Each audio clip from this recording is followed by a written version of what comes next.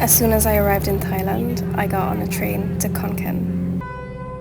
It was a 6-hour journey, and once I reached Khon Kaen, I was too busy looking at memes on my phone, so I missed the stop. But I got off at the next stop, and this guy that works at the train station was so helpful. He brought me to a pad thai place, so I got some food as I waited for my taxi. And I think this is a beautiful testament to the people here in Thailand. They're always so friendly and so eager to help, and I'm so grateful for that. So eventually my taxi brought me to the Mindfulness Project, where I arrived just in time for sunset. The Mindfulness Project is an amazing initiative started by a couple from Germany who moved to Thailand over a decade ago to learn more about Buddhism. And then eventually they started this project to teach others about Buddhism. So every morning we have yoga and meditation, we make breakfast and we eat together, and it's just such a beautiful way to connect with people in this mindful way. On one of the first days that I arrived, we had a day off, so normally we volunteer here and we work about 3 hours per day. But this was a day off for us, so we decided to hitchhike into the nearest town, which is Khon Kaen.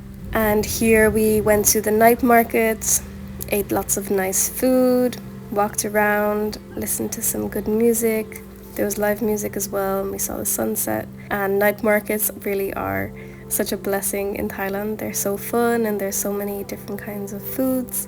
One of my favorite things was cooking food for everyone, and then for everyone to serve up their own little portion, and then we'd sit in a circle and say a prayer of gratitude before eating.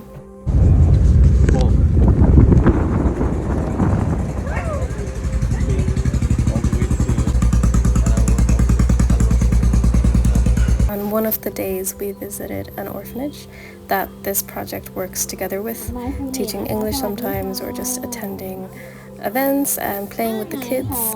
The kids had practiced all of these dances and it was just a very wholesome day.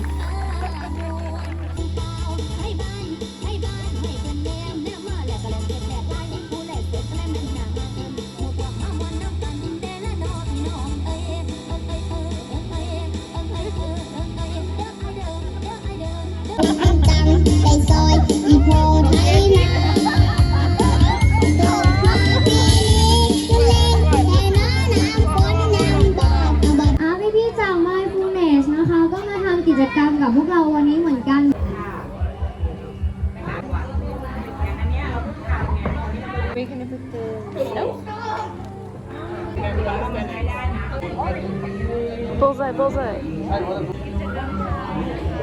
It was a really beautiful orphanage with a cafe and a peace cave and cute little garlands.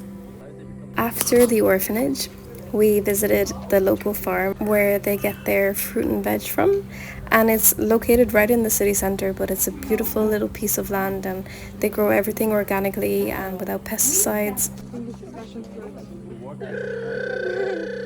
And then you would pick up the bag to here only, you know?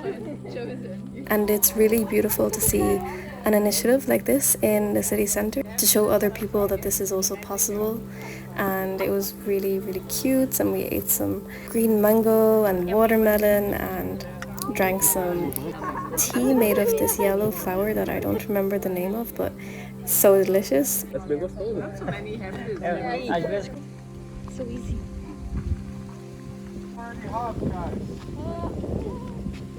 On most days we were doing brick making, mud bricks to be exact, and this was created literally by just using mud and some rice husk, so it's so naturally available to us. It's such a great way to use nature and use what we already have.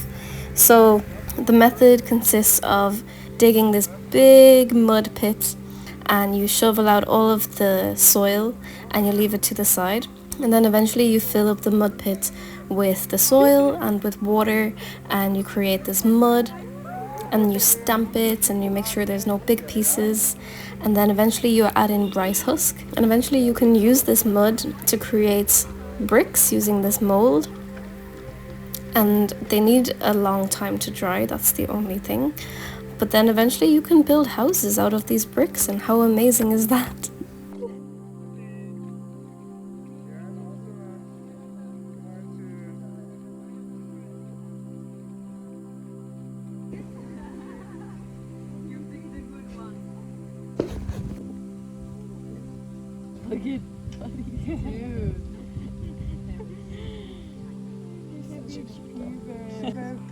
Shanti is over there like, what about me?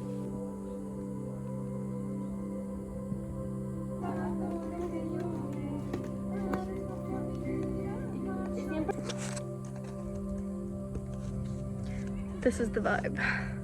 We're making bricks out of mud.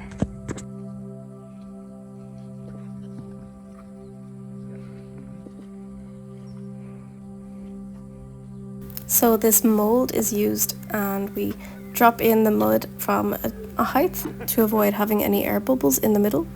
And then we have to press it down into the mold, really make sure that the mud is in every corner, because this will make the brick as strong as it possibly can be.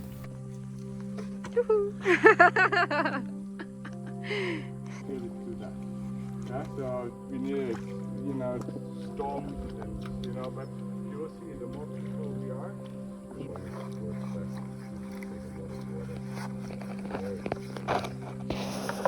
And then you go slightly over, with, not so much pressure.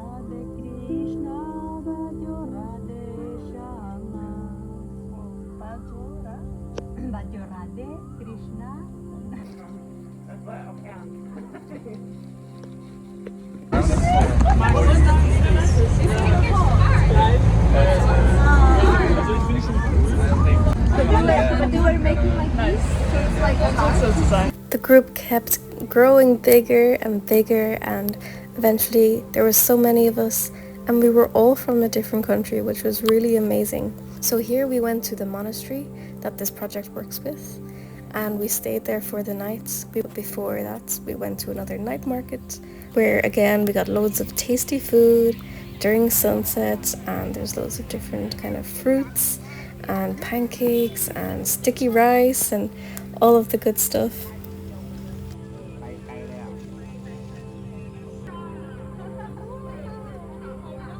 The following morning we had a morning meditation at 4 a.m.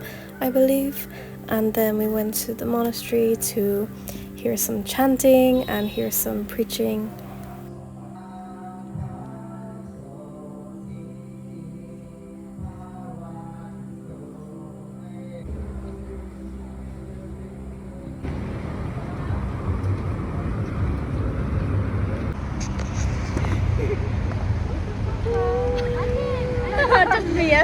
Everyone else agrees on the other one.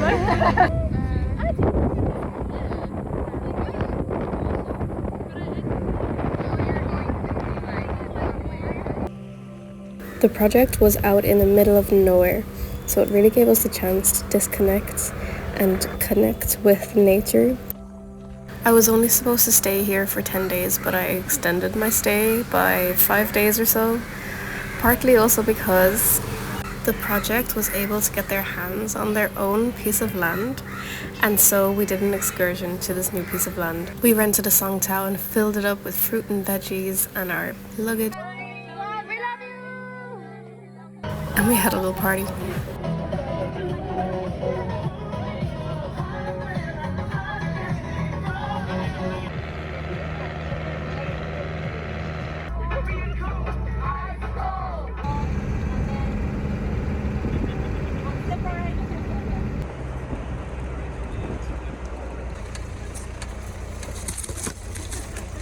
Once we arrived at the new land, we unpacked the songtao.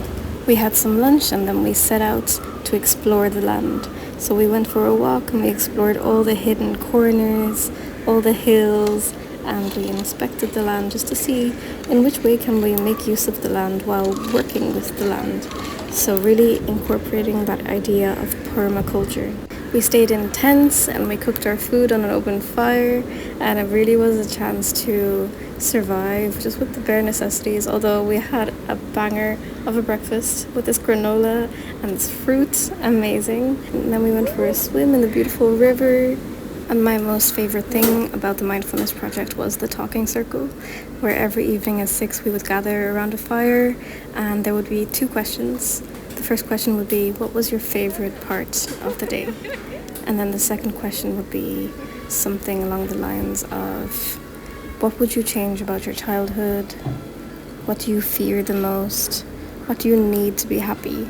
And these questions really allowed us to go deeper, and through these talking circles we really allowed to express ourselves and to listen to each other and be there for each other, and we created such beautiful intimate connections with each other, and I wouldn't change anything for the world. I wish I could go back right now. I miss all these people so much, and I just can't wait to go back in the future and see what the new land will be looking like. So please do check out the Mindfulness Project in Thailand. They're an amazing initiative, and I recommend it to anyone who's willing to go into this intimate connection, go into this deeper level of getting to know yourself through mindful ways, through yoga, meditation, through intimate connections. It's honestly amazing. It's awesome.